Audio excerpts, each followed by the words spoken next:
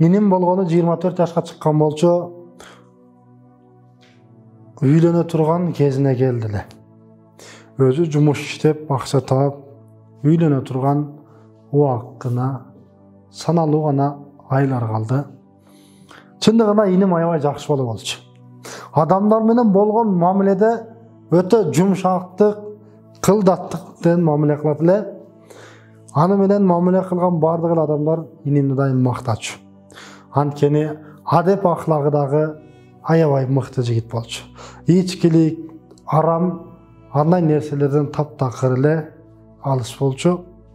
Жараткан Алла Тааланын буйругу экен, канча күн өмүр берсе, ошону гана көрөт экенбиз. Иним кокус эле каза болуп калды. Үйдө ызы чууп. Тууган урук, кошуна, арык беркилер баары келип жатат. Анысы аны айтат, мунусу муну айтат, ар кимиси ар нерсени айтып отуруп. Биздин жерге берүү зыйнатына адамдардын саны дагы такталып калды. Карап көрсөк, бир 300дөй адам келеткен. Үйүбүздө эле жерге берүү зыйнатын өткөрүп коелу десек, кээ бирки туугандар көнбөдү.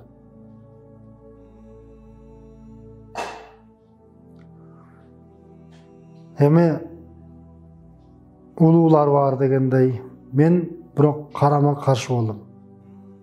Таптакыр каршы болдум. Үйдө эле өткөрөбүз болду. Эмне кереги бар?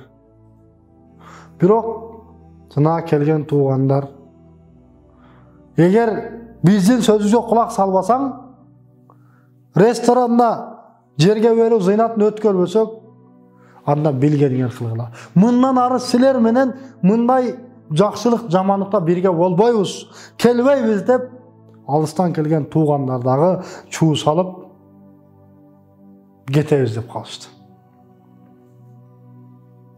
Байкуш атам арага канча эмне кылсын? Аргасыз макул болду. Жерге берүү зыйнатын ресторанда өткөрө турган болдук. Адамдардын тизмесин жаздык.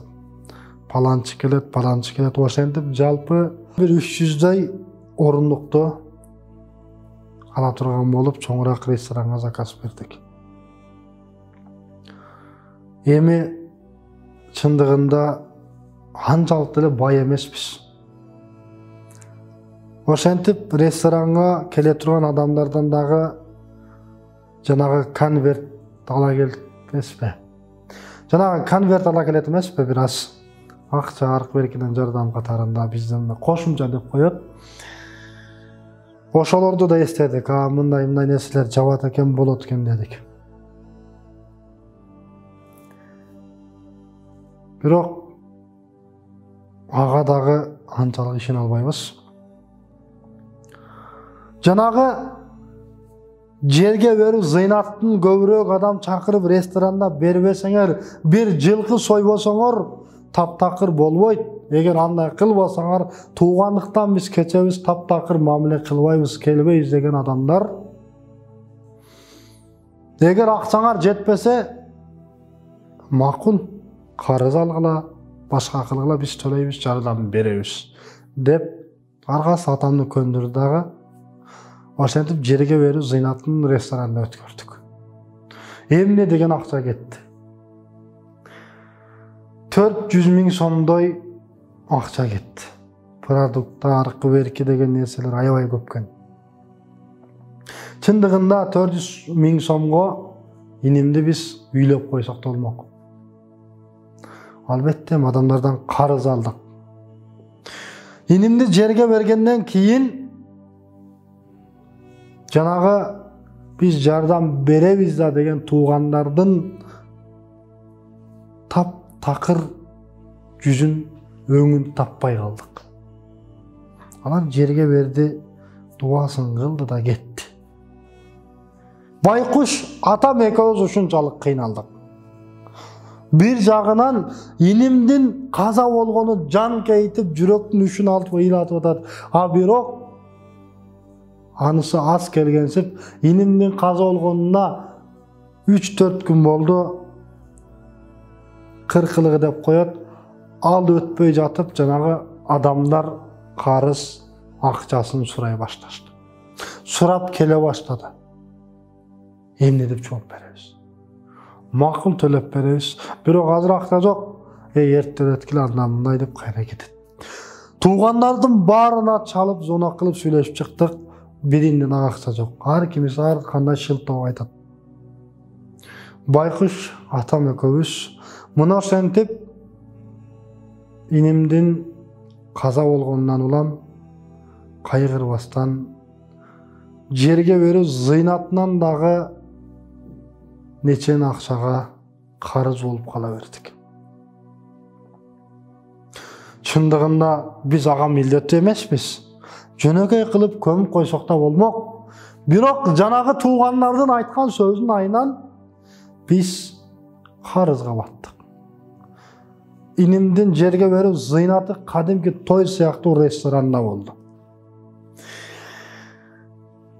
Мени таң калтырган нерсе, мени ыйлаткан нерсе макул. Ресторанда бердик, эл батпайт деп. Ресторанга келген адамдардын көпчүлүгүнө кулак салдым.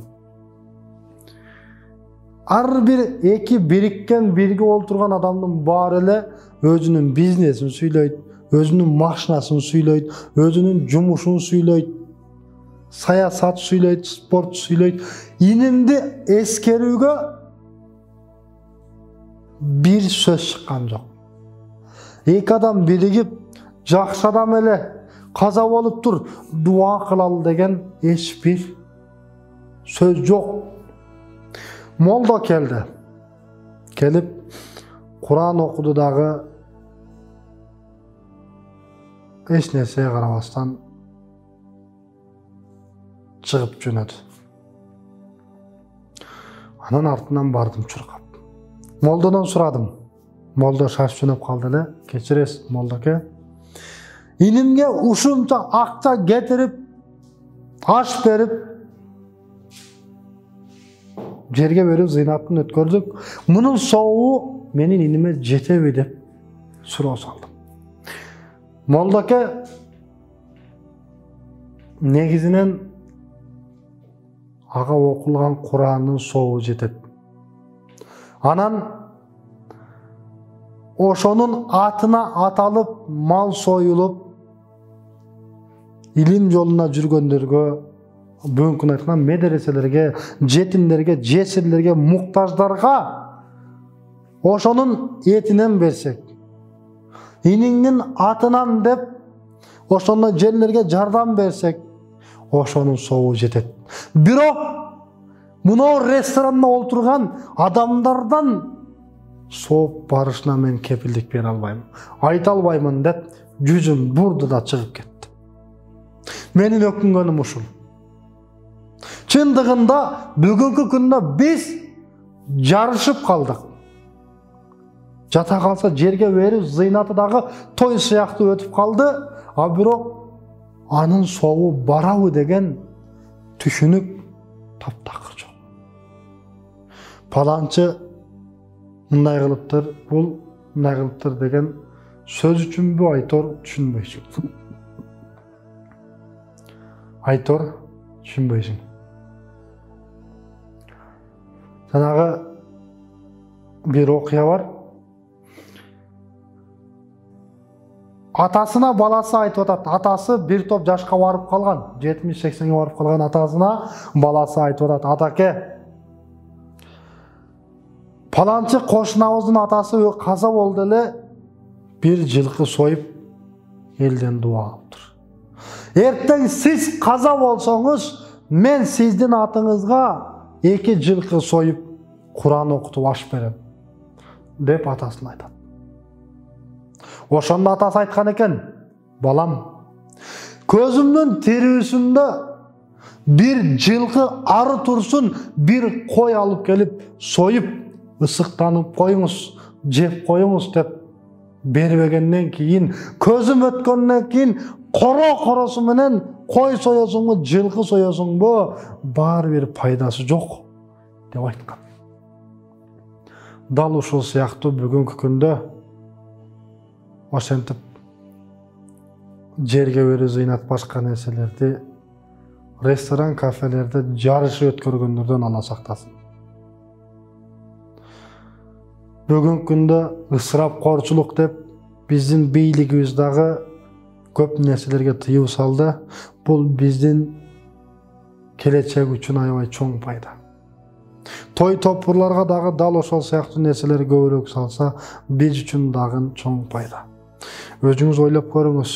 Балаңыз Москвада өзүбүздүн туулуп өскөн өлкөбүздүн топурагын жыттабай, суун ичпей, нанын жебей башка бир өлкөдө 4-5 жыл эзилип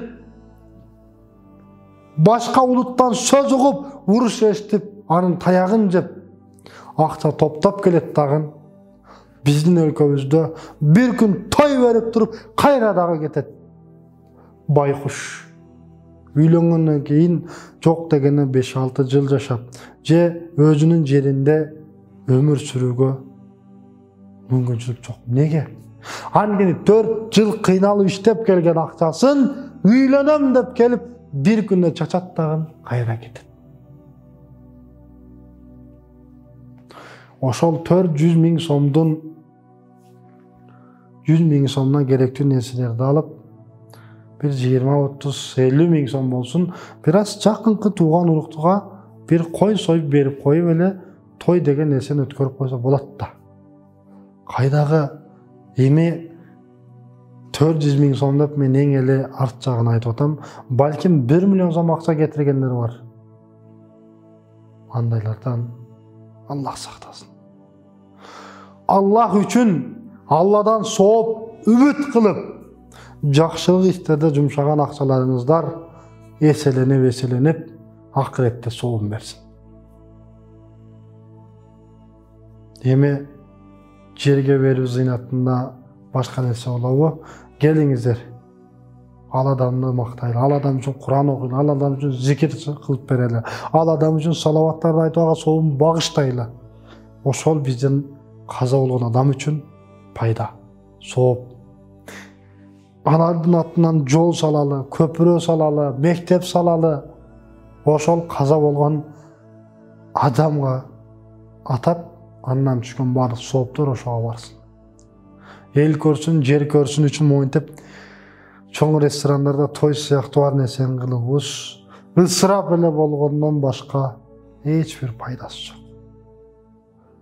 Аллах Таала баарыңыздарга туура жашоону насип этсин.